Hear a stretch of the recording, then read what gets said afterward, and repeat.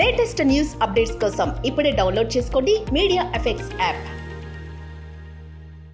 Welcome to media effects. బంగాళాఖాతంలో వాయుగుండం బలపడింది.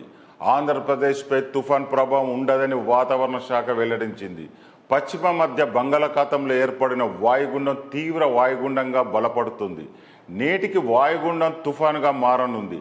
ఈ తుఫాన్కు రెమాల్గా నామకరణం చేశారు. ఇవాళ సాయంత్రానికి తీవ్ర తుఫాన్గా మారనున్నట్టు వాతావరణ శాఖ వెల్లడించింది.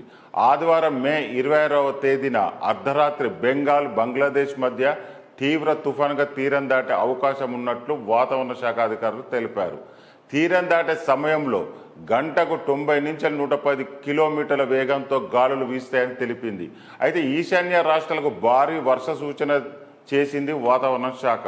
ఉత్తర ఒడిశా, బెంగాల్, మిజోరాం, త్రిపుర, మణిపూర్పై తుఫాన్ ఎఫెక్ట్ బాగా ఉంటుందని తెలిపింది ఐఎండీ. మత్స్యకారులు వేటకు వెళ్లొద్దని వాతావరణ శాఖ హెచ్చరికలు జారీ చేసింది. మధ్య బంగాళాఖాతంలో సముద్రం ఆటుపోట్లకు గురయ్యే అవకాశం ఉన్న నేపథ్యంలో మత్స్యకారులు ఎవరూ వేటకు వెళ్లొద్దని సూచించారు. తుఫాన్ ప్రభావం రాష్ట్రంపై ఉండదని, అత్యధిక ఉష్ణోగ్రతలు కొనసాగుతాయని వివరించారు. తుఫాన్ ప్రభావంతో రుతుపవనాలు వేగంగా కదులుతున్నాయని వాతావరణ శాఖ పేర్కొంది. నైరుతి రుతుపవనాలు శ్రీలంక వరకు విస్తరించాయని వెల్లడించారు. అయితే ఆంధ్రప్రదేశ్ వ్యాప్తంగా మరో 3 రోజులు పిడుగులతో కూడిన వర్షాలు కురుస్తాయని వాతావరణ శాఖ తెలిపింది.